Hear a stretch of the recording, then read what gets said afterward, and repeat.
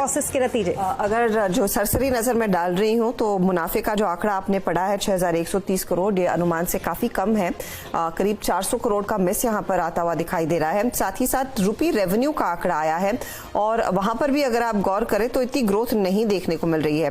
37,441 करोड़, हालांकि अनुमान 38,830 करोड़ का था। तो बेसिक नंबर्स जो रुपी रेवेन्यू और साथ ही साथ प्रॉफिटेबिलिटी के आए हैं, वहां पर आप कह सकते हैं मिस है। साथ ही आप ध्यान दीजिएगा, इन्फोसिस एक गाइडेंस देती है। गाइडेंस का आंकड़ा मेरे हाथ में आ चुका है। नए वित्त वर्ष FY24 के लिए कंपनी ने रेवेन्यू गाइडेंस दिया है 4 से 7% का। याद रहे जो हमारा अनुमान था वो 6 से 8% के रेवेन्यू गाइडेंस का था, तो ये एक बड़ा मिस है। क्लियरली सेंटिमेंट में बदलाव जिसका उल्लेख कल TCS ने किया था, वही इन्फोसिस की तरफ से भी इशारा है। मार्जिन गाइडेंस कंपनी कह रही है मार्जिन का जो बैंड रहेगा वो करीब 20 से 22% के बीच रहेगा। एक्सपेक्टेशन थी 21 से 23% के मार्जिन की बैंड की। गाइडेंस की मैं बात कर रही हूं, तो गाइडेंस उम्मीद के मुताबिक नहीं है, वहां पर एक मिस देखने को जरूर मिल रहा है और लोअर एंड की तरफ एक खिसकता हुआ गाइडेंस दिखाई दे रहा है। तो EBITDA मार्जिन गाइडेंस 20 से 22% वर्सेस एक्सपेक्टेशंस 21 to 23%, वो आंकड़े फ्लैश होंगे। साथ ही साथ रेवेन्यू ग्रोथ गाइडेंस भी कंपनी ने काफी कम किया, 4 से 7%।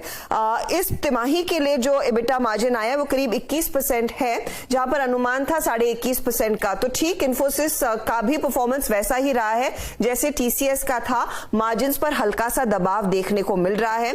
अब यहां पर देखना यह होगा कि कंपनी की कमेंट्री कितनी बदलती है। कांस्टेंट करेंसी बेसिस पर आप ध्यान दीजिएगा, 3.2% का डिक्लाइन कंपनी ने डिलीवर किया है। ये एक बड़ा नेगेटिव है। डिक्लाइन देखने को मिला है 3% का, जहां पर एक्सपेक्टेशन था करीब 4 से 0.5% ग्रोथ का। तो क्लियरली जो पेन है सेगमेंट, इसकी बार बार कल की प्रेस कॉन्फ्रेंस थी, उसी के और उस साइंस इन्फो नंबर्स में भी देखने को है।